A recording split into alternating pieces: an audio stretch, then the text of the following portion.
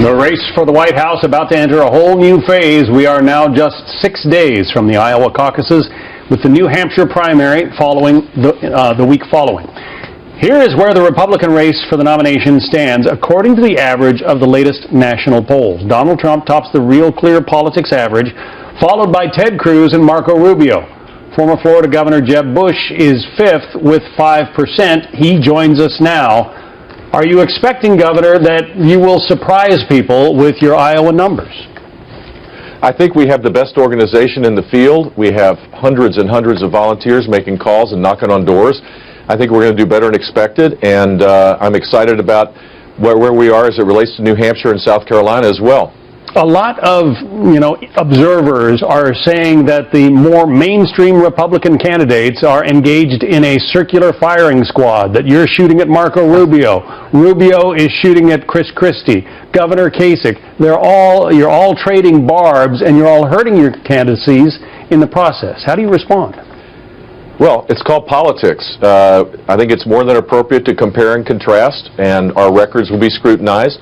I'm the guy that goes after Donald Trump by far more than anybody else. And I've been doing it for a long while because I don't think he's a conservative, and we need a conservative to take our party's nomination going forward in the general election. And he would get killed, I think, in a general election. Look, all of the back and forth in the Republican primary pales by comparison to what's going to happen when the Clinton hit machine goes after the party's nominee. This is where you toughen up. And I feel confident where we are, and my message is one of an experienced leader that has detailed plans to change the direction of this country and to defeat Hillary Clinton. But for whatever reason, voters seem to like the message that Donald Trump is bringing. How do you convince voters in Iowa, voters across the country, that you would be a better president? Well, I don't think he's a serious candidate when you look at the views he has. He's a great entertainer for sure. But Dick Syria, for example, in a matter of 2 months, he's gone from saying we need to accept Syrian refugees to banning all Syrian refugees, which is a good position, to banning all Muslims, which is a horrible position. And he's taken the position that we don't have a dog in the fight as it relates to ISIS. Then he says let Russia deal with ISIS. And he says let ISIS take out Assad. And now he wants to bomb the you-know-what out of ISIS, all of which shows a lack of seriousness, and we're in serious times, and I think we need someone with resolve and a steady hand.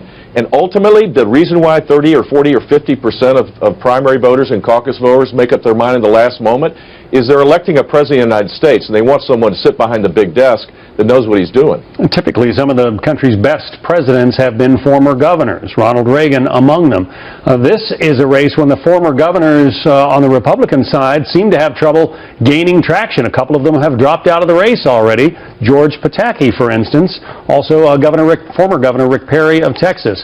What is it about governors this year that the voters seem to be shunning? Well, we're just starting, so we've got a long way to go. This could be a long, arduous process. The outsiders have had the edge, but as people get closer, they want to know what are your plans? Do you actually have plans? Do you have the skills to be able to convert an idea into reality? And that's where the governors then have an advantage, because in my case, I transformed the state of Florida by applying conservative principles, and everybody had a chance to rise up. And the story resonates well out in New Hampshire and other places because people are desperately looking for leadership more than anything else. We have been taking questions from our viewers for you and for Carly Fiorina, who will follow. Here's one from Della Harrison. She says, as a result of the Affordable Care Act, I cannot afford my now tripled premium for what amounts to a catastrophic care policy at best. What can you tell me that might instill hope that I may one day be able to again afford insurance? Well, repealing Obamacare, allowing state exchanges to exist without the mandates for employers, employees, and all the mandated benefits would allow us to have a low premium catastrophic coverage to be the norm, where the state and the federal government in transition could deal with people that are on the subsidies right now. But we need to expand HSAs to allow people to have direct access to their own health care and be informed consumers. The peace of mind that people should have is that they should not feel like their family will just be in a devastating situation because of a bad health care outcome. And that's why low premium catastrophic coverage, instead of all of this complexity that Obamacare brings, is the way to go. And it shifts power away from Washington, D.C., which is essential for our long-term success. We're a bottoms-up country, not a top-down country, and the plan that I've laid out gives tax credits to people to allow them to access health care that is affordable. Another viewer named Michael Sands wants to know what your thoughts are about the Trans-Pacific Partnership. He says it will destroy jobs, communities, and the country as a whole. What do you think? Well, it's good for Iowa agriculture, that's for sure, and it's good if it's enforced the right way.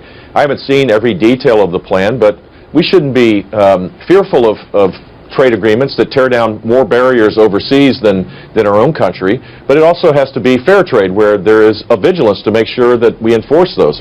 There are provisions hopefully about currency manipulation, certainly about protection of international of intellectual property. There's a lot that is important in this trade agreement, and if we don't do it, I'll tell you what happens. The rest of Asia looks to say this is going to be a Chinese century. The United States is not serious in engaging with us, and I think that would be devastating for our national security. Former Florida governor and presidential candidate Jeb Bush, it's good to have you on. Thank you.